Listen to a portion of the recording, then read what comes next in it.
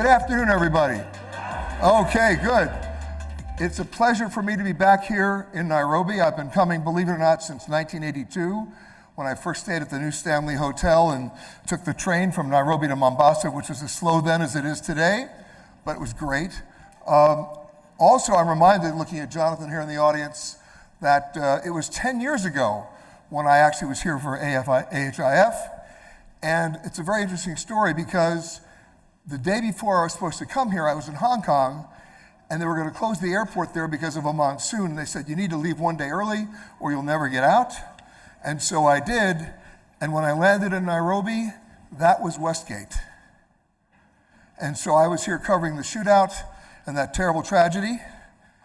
And then AHIF went on without a hitch.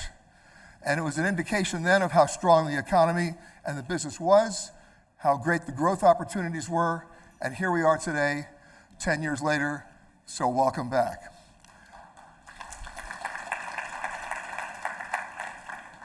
One of the things that we're going to talk about today, and I see the Honorable Minister walking in now, and I'm going to introduce our panel in a second, is how you collaborate in growing with government partnerships, tourism in the entire region.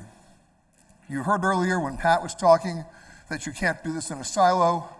54 separate countries, 54 separate constituencies, 54 separate economies, 54 separate politics. It's crazy. And yet, some of the topics we'll be talking about today were some of the same topics we were addressing 10 years ago. So the real question is how far have we come? What lessons have we learned? And what lessons have we applied? So towards that end, let me introduce our panel. First, of course, the Honorable Peninah Malonza, the Cabinet Secretary for Kenya for Wildlife and Tourism. Please take the stage. Come on. And then, from Zimbabwe, the Honorable Minister Ndlovu, who is, of course, not just the Minister of the Environment, Tourism, Hospitality from Zimbabwe, Mr. Minister.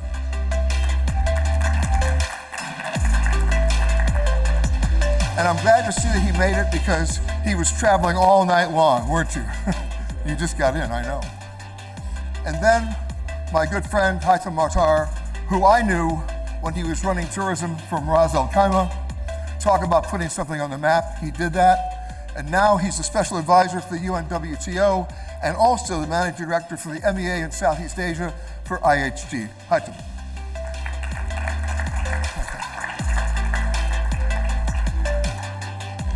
So the word sustainability is a buzzword, and I sometimes think it's overused because it hasn't been properly defined. So let me try to help define it with our panelists today as we figure how you go forward. Is it sustainable economically, environmentally, politically, and of course, travel and tourism? We just heard the Prime Secretary of the Cabinet talk about his experiences trying to change money. His experiences trying to change money in a foreign country. And I would offer that it goes way beyond that. Before you change money, you got to get here first. And how are you going to do that? Whether it's government working with the private sector, that's the collaboration part. Whether it's airlift, if you don't have airlift right now, fifth freedom rights, we have to talk about flight freedoms, open skies, right? Visas, all those things. And then, of course, collaboration with the private sector.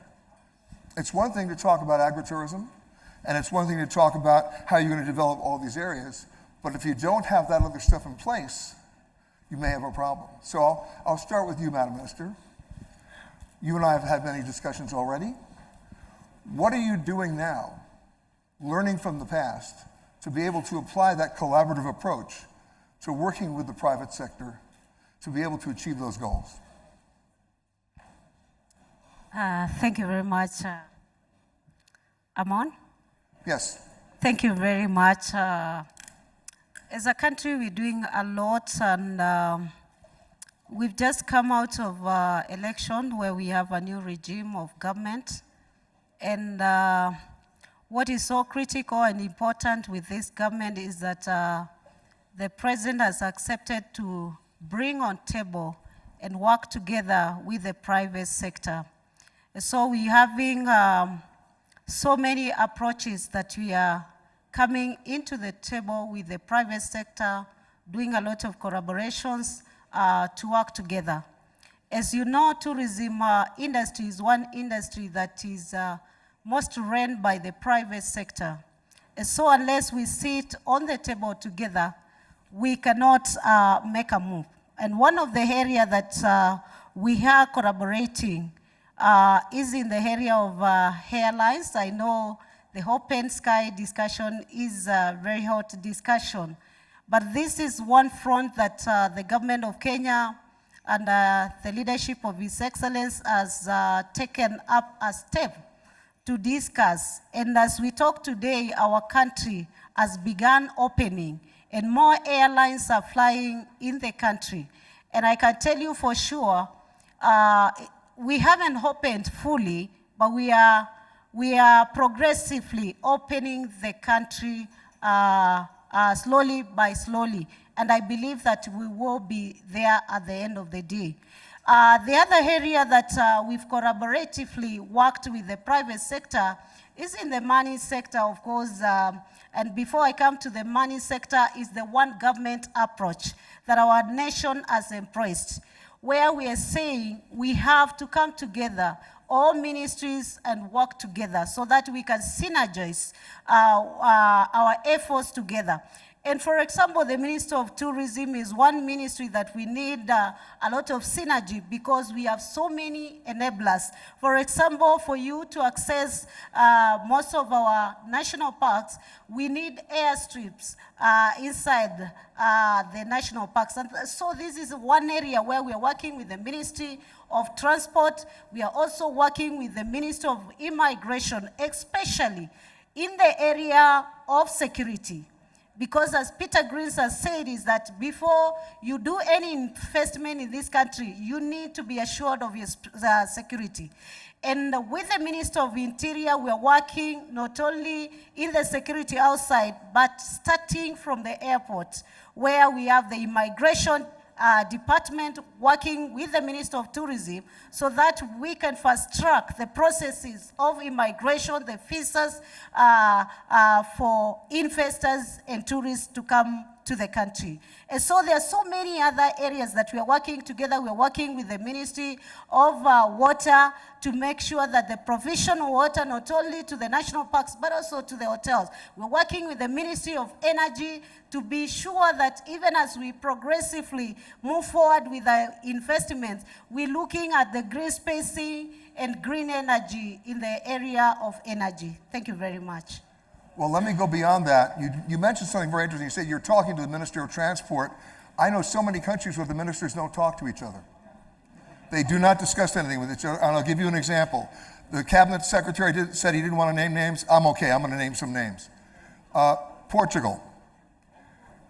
The wait lines to get through passport control are between 3 and 4 hours. It's not a surprise when planes land. Everybody knows when people are coming. We have many investors in the room here. When I asked the Minister of Tourism what was going on, she said, that's not my area. That's the area of the Minister of Transport. I said, it's very much your area. And in fact, if you don't talk, the output or the impact is going to be huge. Well, guess what? I know 2 major CEOs of companies who, after waiting 4 hours in line to clear passport control, stopped investing in Portugal. There's your connection there. So I'm glad to hear that you're talking to the Minister of Transport, because if you don't, the cabinet secretary said, a holistic approach. It's not a question of growth. We all know things are growing. It's a question of understanding why it's growing and then how you manage that growth. So let me give you one other example of what happened. We all talked about emerging from COVID, and we're very happy that we did. But the real question is, how did we emerge from COVID? And for many of us, whether we want to admit it or not, there was a drastic change in our behavior when it comes to our purchasing patterns.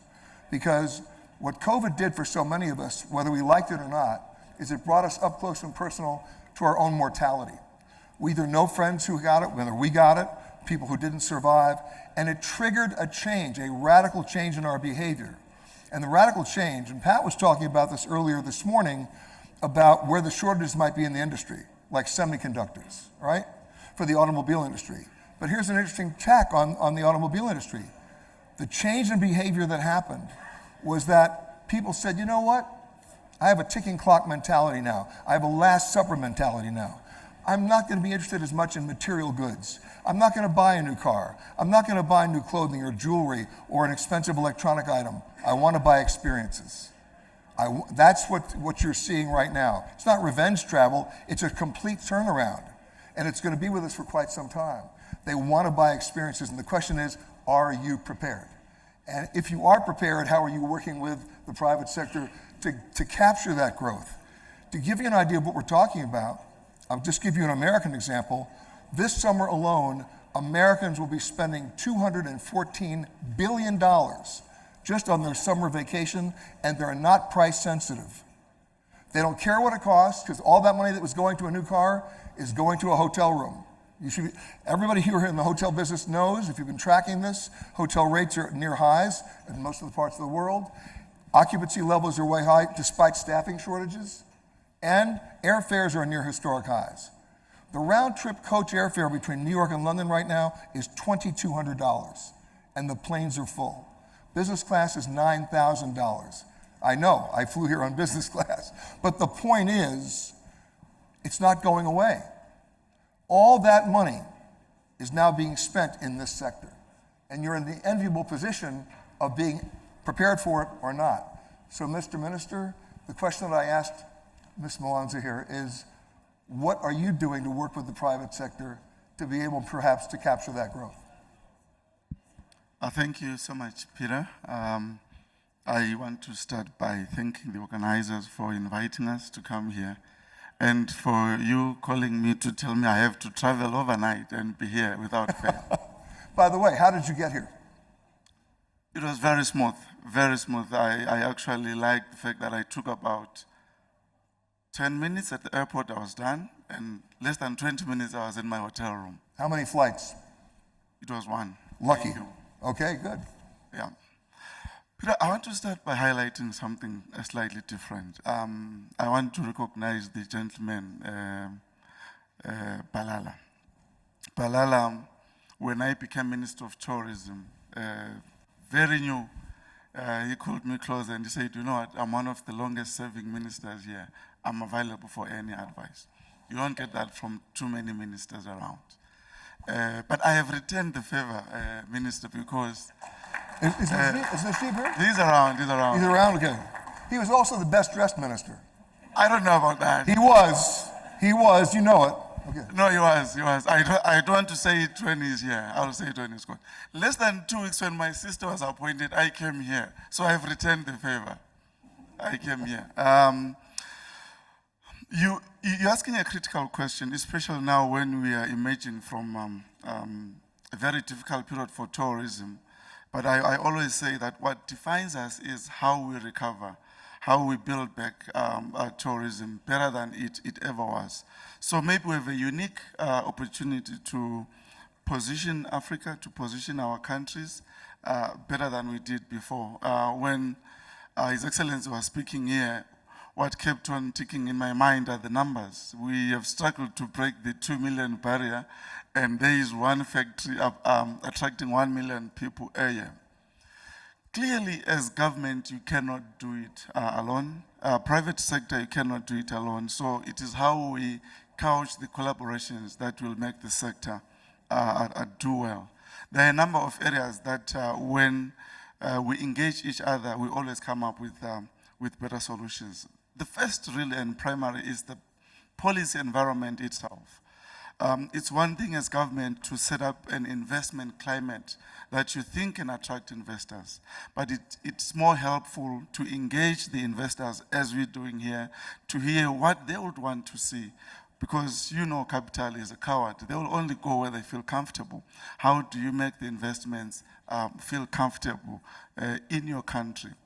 You talk about the promotion of the destination itself. I think governments are a bit lousy in doing that. You have the private sector, we have the expertise in doing this. So this is where you need to couch more sustainable partnerships. And I always say partnerships should go beyond private sector and government, but also the communities.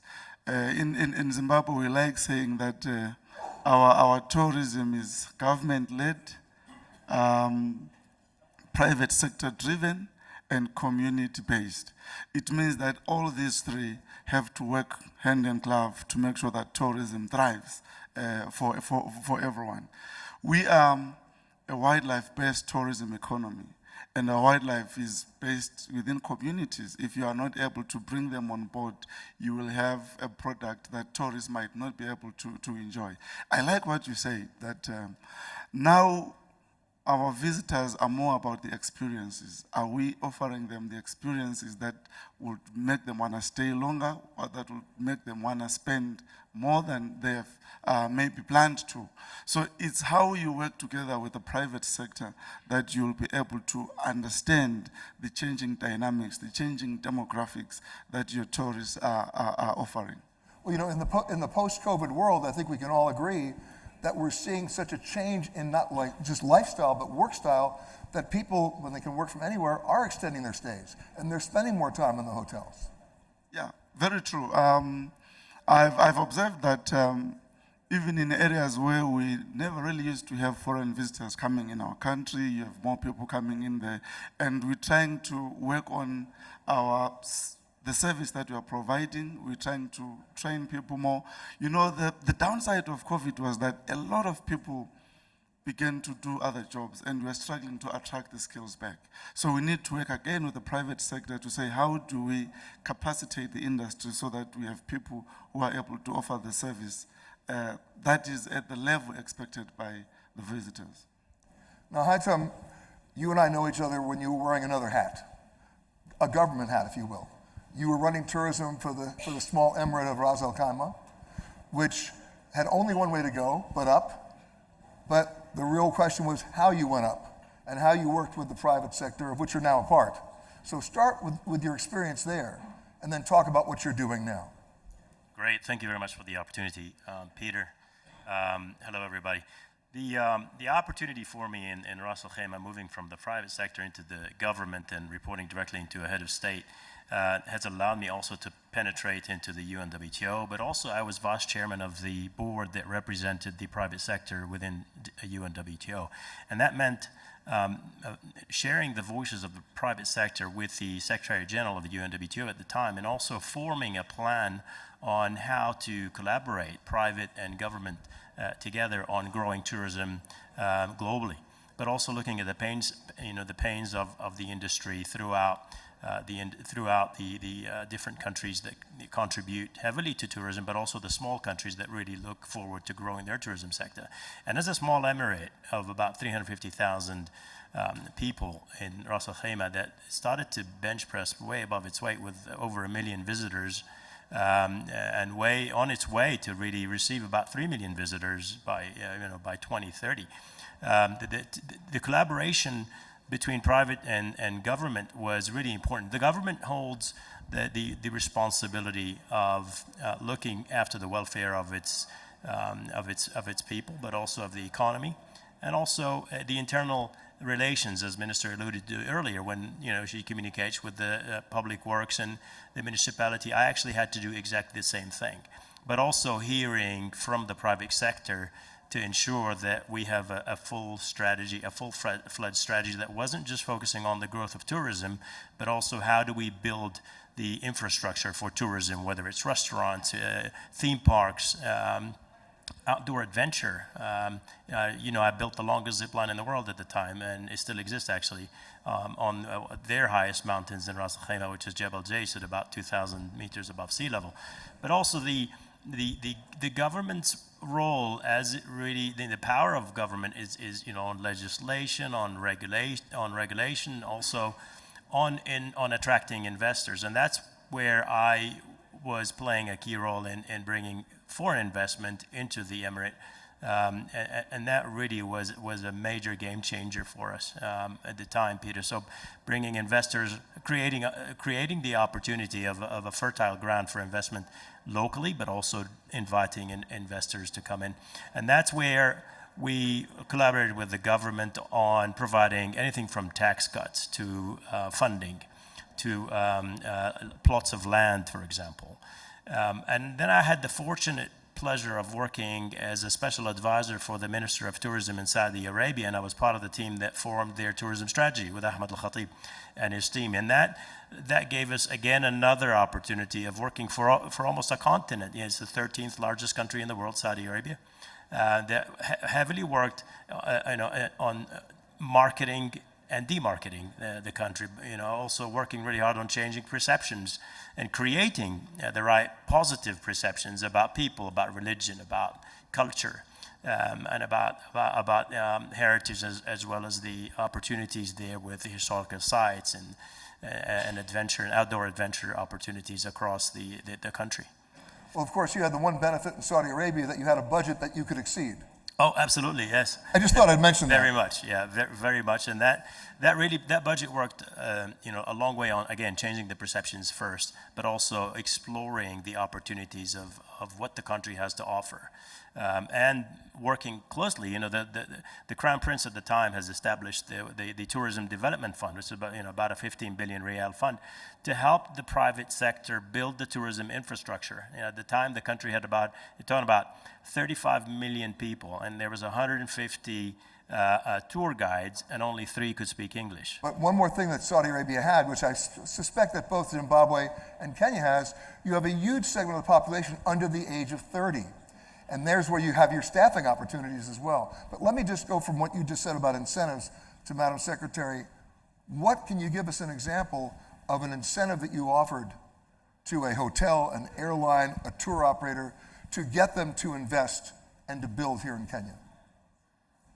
Wow, thank you very much. And if I can first retract the question that you've just asked about how prepared we are as a country. One of the issues that you've come up with is the whole looking at the demographics on who is the next traveler in the continent. And we've realized that it's that person between 18 years and 35, because they constitute 65% of the next traveler that we love in this continent. That's not to say that we are going to ignore the 35, but that's where the investment is going to come in.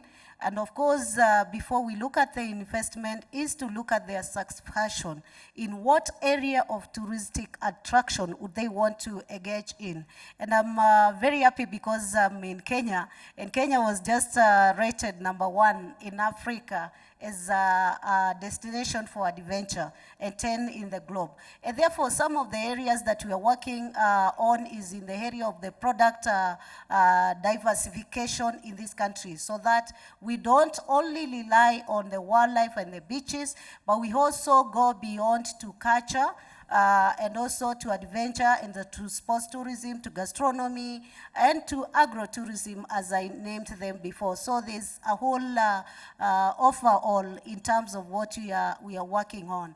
On the question that you've just asked on some of the incentives that we are giving, before we used to assist, financially support the hotels. The investors in hotel when they were doing. We are still doing, but today the financing aspect is not with my ministry, but it's with the Ministry of Trade. And they which you're talking to. Which you're talking to. Just checking. Okay. Which we are talking to. Okay. And actually the beauty of it is that they are able to get finances at a very low interest that they cannot get anywhere with the banks and the other microfinances. So that is one area that we are coming aboard. Again, for an investor who wants to invest in Kenya, we are also looking into the land issues to see whether we can get some of the government lands and then we lease them and they can do their investments. So these are some of the discussions that we are doing in the country. Mr. Minister? Thank you so much. I think every serious country about tourism should be doing everything it can at this moment to attract investment. And as a country, we have looked at our investment climate first. Our wish is to have an investor come into the country a day or two, they leave the country having made an investment decision. And that should be more influenced by the ease of doing any process that they would have encountered. And we have come up with what we call Zimbabwe Investment Development Agency, which is an agency that is meant really to offer all the services to an investor. But beyond that, and because of the importance tourism plays in our economy, before COVID, it was the second highest foreign currency earner after exports. We are working our way back. I think end of this year, we could be close to that. We have identified critical areas that we have designated special economic zones, and to invest in the special economic zone, there are specific incentives that are there, especially you don't pay taxes for the first 5 years. You bring all your equipment, no need to pay any duties. And can you take your money out in hard currency? Yeah, that was my next point, because Just thought. that's the most important question for an investor. You obviously invest for a return, and you want to be able to repatriate your returns. We've been able to guarantee that, and I can guarantee you that you invest in Zimbabwe, you'll be able to get your returns out anytime. There are so many investment opportunities. We forecast that by 2025, we'll be having room deficit of up to 7,000 rooms. By 2030, upward of 12,000 rooms, given our projections in terms of growth in the tourism sector. We are now hosting more and more international conferences, and to tell you that we do not have a conference center that can take up to 5,000 people, and we wish to have by 2025 minimum of 2 of these. So these are the opportunities that are there, and certainly as the government, we are doing all we can to make sure that capital finds it easy to land itself in Zimbabwe. You know, it's interesting. I was talking to the chairman of Marriott the other day and also the chairman of Hilton. And before COVID, Marriott was opening up 1 new hotel every 17 hours. Hilton was opening up 1 new hotel every 26 hours. Pretty crazy stuff. Guess what? They're back to those numbers again. And it's almost hard to get your arms around that. Of course, you have to look at it regionally where they're doing it. But in terms of developing Haitham, and you just heard what the secretary said about their target audience, right? 18 to 35 is what I heard you say. That surprised me, because the money is not maybe there. The money may be 35 plus. So as you're developing your hotels in the region, and you have many different brands, so how are you looking at the audience to say, okay, here's who we need, and here's who we want to work with the government to develop? Great question. So look, Gen Z, as they call them, I don't talk to those guys. The Gen Z are actually, there's a lot of young millionaires today, right? We're seeing, 34 years and 38 years millionaires today that have started businesses in either technology or digital or even cosmetics, right? And some have developed great apps that cater to the hospitality industry, great booking apps as well. Those are also consumers. And today what we're seeing a major change in the consumer trends, especially in this particular generation. It has really allowed us to look deeper into the design of our hotels from the outset, so that the whole future hotel is looking so much different than it is today, because there's so much work in the public space rather than the room. So there's a lot of simplicity in the room, and digital and of course the digitization of that and Apple Air and what have you in the room, but also there's a lot of co-working space that they would like to see in the public space when it comes also to their choices of food. And they really focus on hotel operators that actually have sustainable practices. That's how they make their choices, and they're willing to pay more. About 20% more, right? And it goes beyond single-use straws. It goes way beyond single-use straws, and I think you're absolutely right. The sustainable part of hospitality, and the hospitality industry, unfortunately, is responsible for 10% of the global carbon emission, and we've got a long way to go there. I don't know, some of you may have heard me say this before in different panels, but turning your TV on for an hour emits about 9 tons of carbon emission. That's equal to a petrol car driving about 23,000 miles. That's a lot of carbon emission that we don't think about, right? Yeah. So I think the future of tourism, the future of hospitality, working together hand in hand in developing tourism products and also developing hospitality products that caters for this generation is absolutely critical. investors are seeing the opportunities. Technology developers are also seeing this opportunity. We, IHG, have made a significant investment today on developing our IHG One Rewards app, just to really make bookings extremely fast and efficient. They're impatient, that generation. They want it really quick. They were born with an iPad in their hand, right? This is not working. Are they really voting with their wallets about sustainability? They absolutely are voting with their wallets, and they're very smart to see if it's smoke and mirrors or if it's really sustainable actions, right? So everything from single-use plastic, but also, for example, ISG has launched what we call Green Engage. This is a tool, Peter, that is a very interesting tool because it gives general managers about 200 actions to reduce energy costs for an owner, but also that's reducing the carbon emission. Now, when you're seeing average, this is still not working? It is, we can hear you. It is, okay, good. When you're seeing average, now it's working, okay. When you're seeing average room rates so high these days, right? Interesting, a report from Virtuoso, they're the luxury consortium of travel advisors. Their bookings for luxury travel are up 91% over 2019, which is the last big year. And they're seeing the age range come down, which is what you're seeing as well. Absolutely.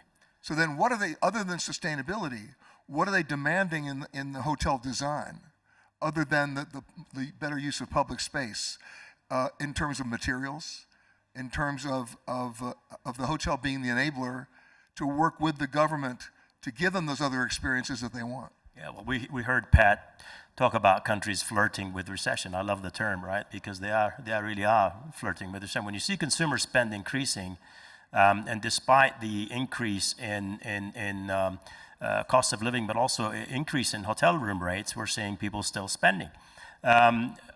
People are looking beyond sustainability for experiences. We did a recent study at Intercontinental, which is our sort of our luxury brand, and the study showed that 70% of guests are willing to spend more on gastronomic experiences. So they want food experiences, and that's what connects you to the country. So when I came, and that gets back to agritourism, which is what you're talking about. Absolutely. So when I came to Kenya yesterday, I was looking for a restaurant that could offer the local foods, right? And I had a Mombasa sort of shrimp curry, which was absolutely fantastic. And that's what the young generation is looking for: gastronomic experiences and experiences overall. So every touch point that they go through in their journey in a hotel or a destination, they're looking for experiences, and that's where the wallet comes up. I'll give you one analogy, which is about the cruise industry. Does anybody here have a percentage of the number of people who've ever taken a cruise? It's about 7%, right? And yet, a couple of years ago, the cruise industry said, well, that must mean that 93% want to go. And they embarked on this massive cruise ship building program. Every shipyard was full, and there was an overcapacity. Now, that's been changed lately, but how do you manage the growth? You know the demand is there, but at the same time, let me give you one financial impact here, and that is a lot of money was saved during the pandemic, which is being spent now. But during the same period of time, consumer credit debt is nearing $1 trillion. That's unsecured credit, and those credit card bills are coming due. So since we're talking sustainability, how long can you sustain those rates? Well, during COVID, we had this belief that luxury goods are going to suffer as people start to look for non-luxury goods. And you were right.